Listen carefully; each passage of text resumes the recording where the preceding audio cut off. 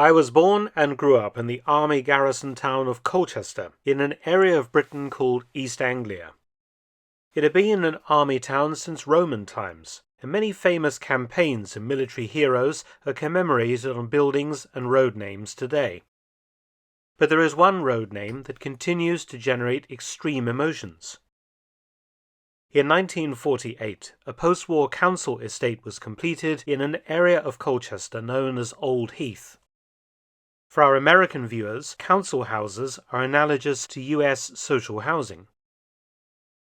The post-war Labour government of Prime Minister Clement Attlee made building council houses a priority to provide healthy and spacious accommodation for working-class families, many of the heads of those families being World War II veterans. And in every town and city across Britain you can still see post-war council estates of red brick houses and blocks of flats.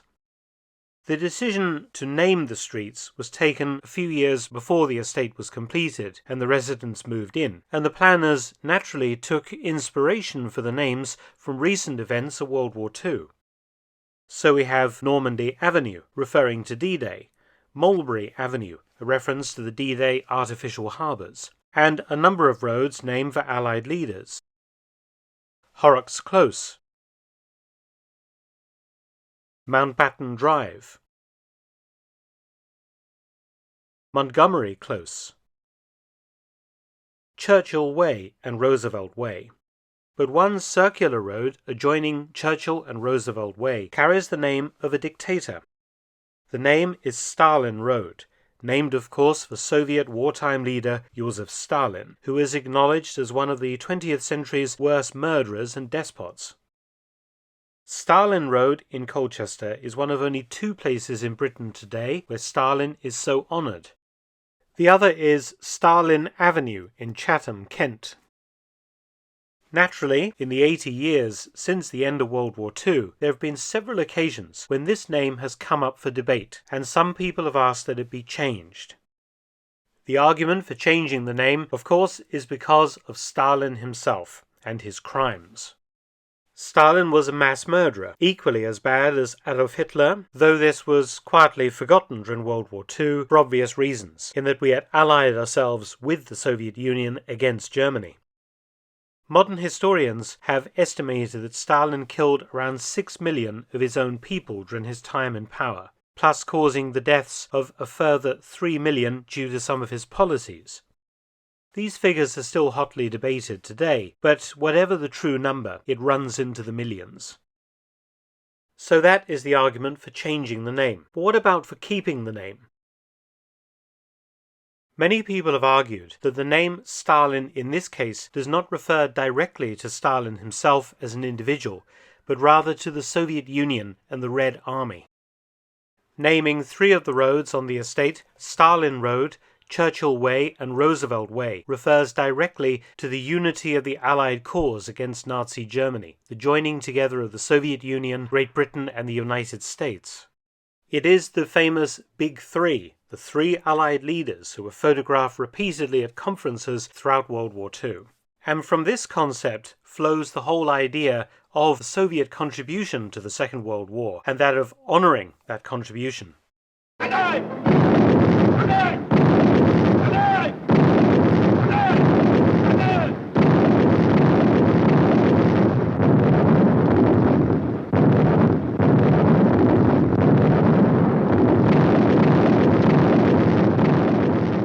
Historians have calculated between 1941 and 1945, some 75 to 80% of the entire German army was on the Eastern Front fighting the Red Army. The Red Army caused 76% of German military casualties in World War II.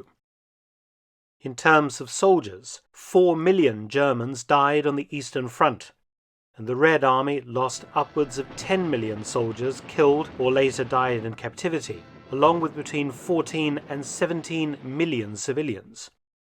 These are gargantuan figures, and they are figures that show the absolute enormity of the war in the East in comparison with that in the West, and also the astronomical casualty figures in comparison to those in the West. It has been argued that for these points alone, naming a road after Stalin was appropriate, because it honors the sacrifice of the Soviet people and their contribution alongside British and American and other Western Allied forces to defeating Nazi Germany.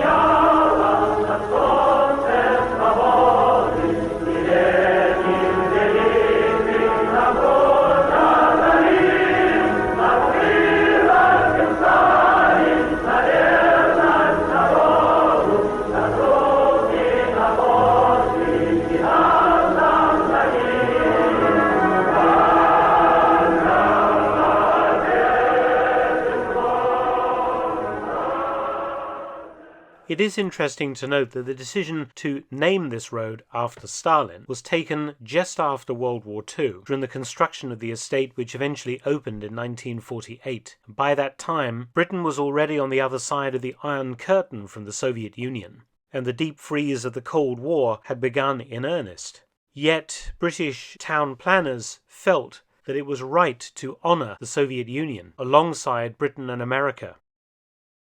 So what do the people think about the name who actually live on this street today? In 2022, they were asked by Colchester Borough Council, which was considering changing the name. In order to change a road name, 75% of residents must first agree.